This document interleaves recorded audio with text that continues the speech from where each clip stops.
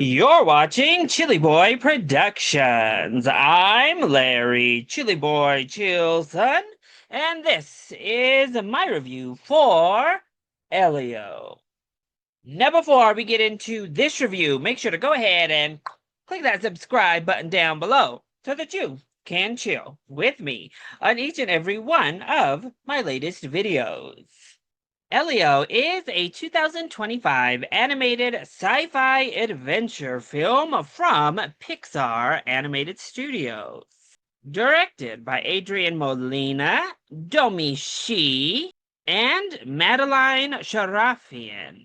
Elio follows an underdog with an active imagination and fascination when it comes to space and aliens, who finds himself beamed up to the Communiverse, an interplanetary organization with representatives from galaxies far and wide. When Elio is mistakenly identified as Earth's leader and ambassador, he begins to form bonds with eccentric aliens while discovering who he's truly meant to be. The film stars the voice talents of Zoe Saldana, Brad Garrett, Jamila Jamil, and America Ferrera, and introducing Jonas Asuncion Kibriab as Elio, and Remy Edgerly as Glordon. So I was extremely excited for Elio. I know the trailers received really mixed reception from folks, but honestly, anytime we actually get an original project from Pixar these days, I'm going to be very excited. And Elio marks the last original Pixar, or really Disney, film we'll be getting in some time, it seems. So I was excited. I was ready. I loved Turning Red. So when I saw that Domi Shi was attached to this project, I was excited to see what this was about. The premise looked cute. The animation looked wonderful. And the years and years of buildup to get here to its release has made the anticipation grow fonder. And then I got cute merch like this, and I was all ready to hit that movie theater. And that's why I'm so thankful that I really, really enjoyed Elio. So let's go ahead and talk about the positives first. Well, my biggest positive is the heart of Elio, because that's really what carries this film and honestly makes the second half of the film so special. It has that Pixar soul and magic to it that we're here for. Bring the tissues because the waterworks are gonna fall when it comes to the third act of Elio in the best, most cathartic, beautiful ways possible. We have a film that really tackles loneliness, really tackles feeling like a weirdo and an outsider in a very authentic and relatable way, I think. To me, and I'd predict many others out there as well. The opening scene in this film is one of the most touching moments in a Pixar film, I'd say in quite some time, honestly, and sets up the scenario, the feeling, the atmosphere, the themes beautifully. And then we have the character of Elio, who I think is a very endearing young man. At times, if you're an adult watching, you're like, Elio, but we never shake a baby. And in this case, that includes a baby alien too. But there are sometimes you're like, oh gosh, this kid, I wish he could understand. But by and large, he feels like a kid who's gone through something traumatic that hasn't had the tools to work through that. And we go on this adventure that is a way for him to understand himself, his world, the universe, and I think it's handled in a really elegant way. I also loved Lil Glordon. I thought he was an adorable worm alien who also is part of this relatable journey, who has a smaller, much smaller side experience of his own. And although Glordon actually doesn't have as much screen time as I initially thought he would, Oh my gosh, they make you fall in love with these two kids and their friendship, their bond. So that when we hit the third act, it hits and it hits hard. Plus, I love what it has to say about family and love and acceptance all the way around. What it has to say about forgiveness in many ways and acceptance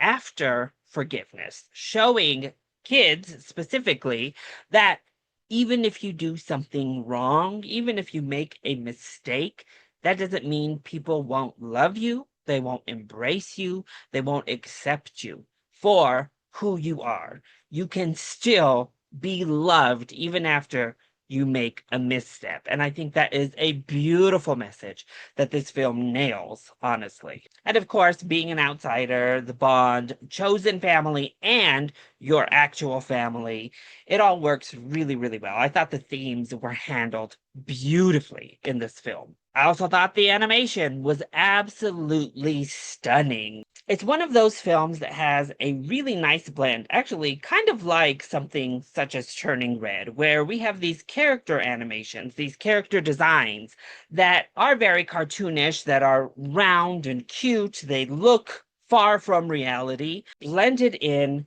to this ethereal, stunning, realistic feeling world. And they blend those together so well. The Communiverse is amazing. I want to go there. Beam me up, Scotty. I'm ready to visit. But the animation through and through is amazing. It feels consistent. It's great. And that original score, oh my gosh, amazing. Honestly, we're getting to a point in the year where my list of favorite scores in 2025 is really shaping up to be a banger. And Elio just entered the conversation. The musical cues, the musical themes, the entire score itself is stunning and adds so much to the gravitas of the film. So then, what doesn't work so well when it comes to Elio? Well, my biggest complaint is the first half, by and large, is a solid film.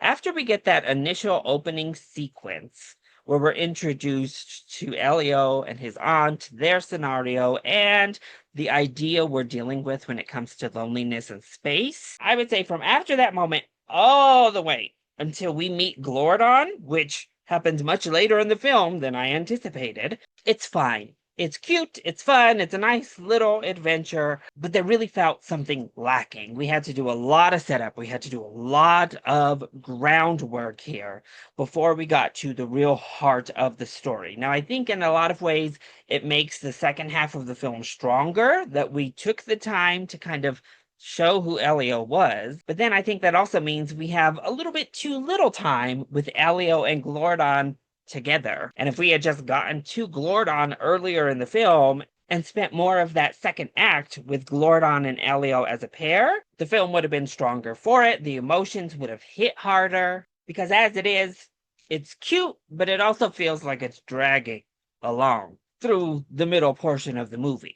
But overall, I really enjoyed Elio. Borderline loved it. I'm not sure I'm ready to put that love word on it quite yet. I think I need another viewing to settle into that first half of the movie and see how I truly feel about it all. But as it stands after my initial viewing from the theaters, I really, really enjoyed this film. That third act is absolutely transcendent. It's a beautiful, magical piece of art that touched my dark black soul. So if you've been waiting for another Pixar film that blends cute and adorable with deep, powerful messages and wonderful emotions, I think you should give Elio a chance. A lot of people are writing this film off, but I think so many would benefit from visiting Elio's world. So please head out to the theater, check out this original idea for a family film. We've heard so much about these live action remakes, and there's no other option in the theaters for us parents, blah, blah, blah. Well, you have one now, and it's an original idea, animation, beautiful, stunning. You want to beat the heat, and you want original, high quality, family friendly entertainment? Take your kids out and check out Elio this weekend, huh? All right, well, that was my review for Elio. I hope you enjoyed it. If you did, go ahead, click that like button down below and subscribe to the channel so that you are always up to date on all of my latest videos. Also, join in on the discussion. Are you excited to see Elio, or have you already checked it out? Let me know all of your thoughts and comments either in that comment section down below, or you can hit me up over on Twitter and Blue Sky. I love you all so much for your continued support. Mwah! Thank you for watching, and we'll see you next time. Bye.